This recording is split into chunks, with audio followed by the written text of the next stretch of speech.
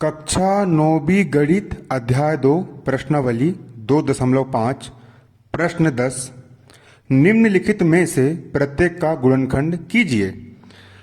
प्रश्न 10 आपको यहाँ पर यह कह रहा है कि नीचे यहाँ पर आपको कुछ समीकरण दिए हुए हैं और इन समीकरणों के आपको गुणनखंड करना है, अर्थात दो भागों में तोड़ना है। बहुत ही सरल सवाल है, इसको जैसे का वैसा उतार दीजिए। 27 का 27, y की घात 3 का y की घात 3 धन 125 का 125, z की घात 3 का z की घात 3। इसके बाद 27 को हम लिख सकते हैं 3 की घात 3, क्योंकि यदि 3 की घात 3 अर्थात यदि हम 3 का 3 बार गुणा करें, कैसे करेंगे? 3 गुणा 3 गुणा 3 मतलब कि 3 की घात 3, तो 3 तिया 9, 9 तिया 27 होता है, अर्थात 27 को 3 की घात 3 लिखा जा सकता है। y की घात 3 का y की घात 3 धन का धन 125 का 125, z की घात 3 का z की घात 3।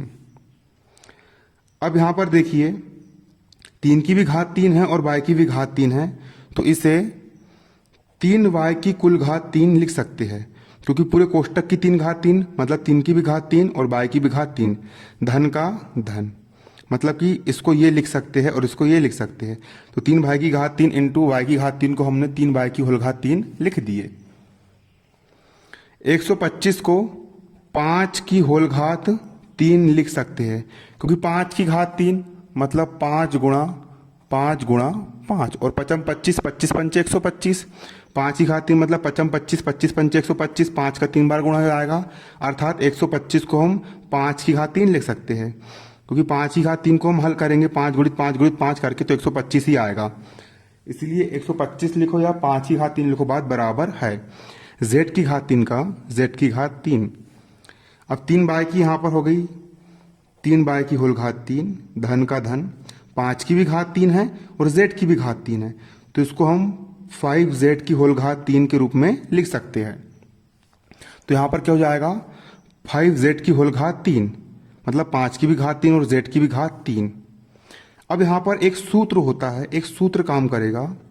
सूत्र हमारा होता है यदि कहीं पर a की घात 3 लिखी हो धन b की घात 3 लिखी हो, तो a की घात 3 धन b की घात 3 को a धन b इंटू a का वर्ग माइनस ए बी धन b का वर्ग लिखा जा सकता है। a की घात 3 धन b की घात 3 बराबर होता है a धन b, फिर a का वर्ग ऋण a इंटू बी धन v का वर्ग b का वर्ग, ये सूत्र होता है। तो यहां पर भी है, देखो ये हो गया हमारा पद a की घात 3 धन का धन, ये वाला पद हो गया b की घात 3। क्या लिख दोगे? a की घात 3 धन b की घात 3 को a धन b लिख दोगे, मतलब a और b को आपने जोड़ दिए कोष्टक में, तो एक कोष्टक में a धन b, a हो गया हमारा 3y धन b हो गया हमारा 5z, हो गया a धन b इंटू फिर दूसरा कोष्टक है, ये लग गया हमारा कोष्टक a की घात 2, यहां पर लिखा a की घात 2, a हमारा है 3y मतलब कि 3y की घात 2, ऋण का ऋण a इंटू बी, a हो गया हमारा 3y इंटू 5z, ऋण का हो गया ऋण, a का मान कितना है?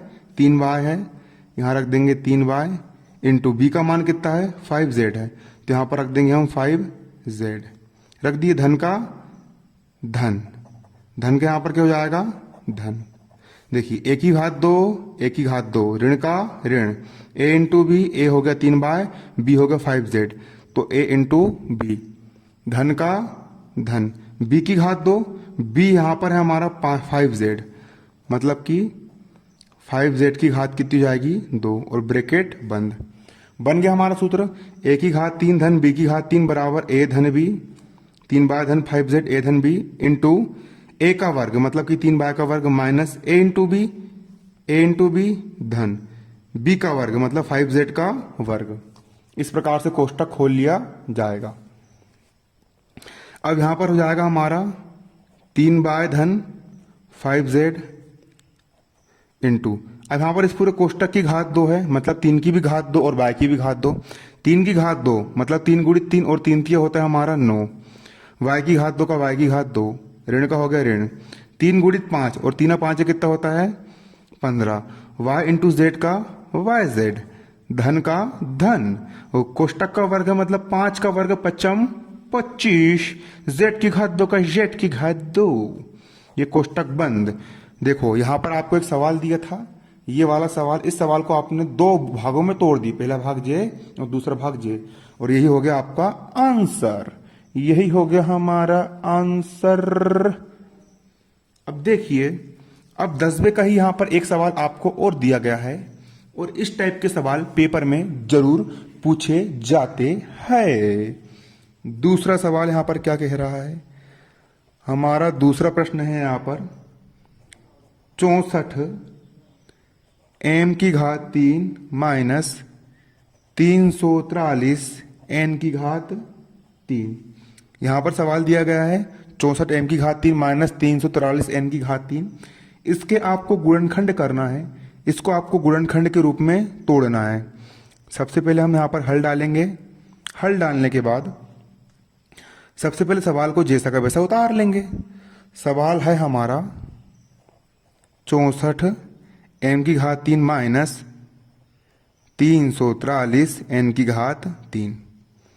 अगली स्टेप में 64 को क्या लिख सकते हैं, 64 को हम लिख सकते हैं 4 की घात 3, क्योंकि जब यदि 4 का 3 बार गुणा करें, 4 की घात 3 का मतलब होता है 4 का 3 बार गुणा, 4 गुणा 4 गुणा 4, घात 3 मतलब 3 बार गुणा, 4 चौ 16, 4 गुणी 4, 4 चौ 16, और 16 चौ कितना होता है 64, मतलब 64 को 4 की घात 3 लिख सकते हैं। ये रफ काम है, सो कॉपी में नहीं उतारना है ना। 64 को हम 4 की घात 3 लिख सकते हैं, और m की घात 3 का m की घात 3, ऋण का ऋण।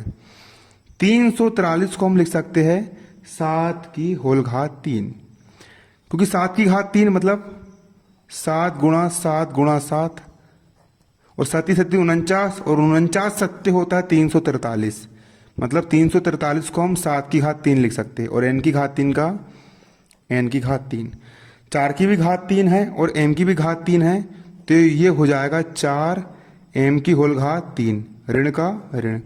7 की भी घात 3 है और n की भी घात 3 है, तो ये हो जाएगा 7 n की होल घात 3, 4 इंटू m की होल घात 3, ऋण का ऋण, 7 इंटू n की होल घात 3।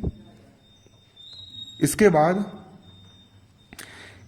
a की घात 3 माइनस b की घात 3, सूत्र होता है हमारा, सूत्र क्या होता है, a की घात 3 माइनस b की घात 3 बराबर होता है a माइनस बी इंटू ए का वर्ग धन ए बी धन b का वर्ग। ये होता है हमारा सूत्र। अगर कहीं पर भी a की घात 3 माइनस b की घात 3 लिखा हो, तो इसको हम a की घात 3 माइनस b की घात 3 लिखा हो, तो इसको हम a माइनस बी इंटू ए का वर्ग धन ए बी धन b का वर्ग लिख सकते हैं।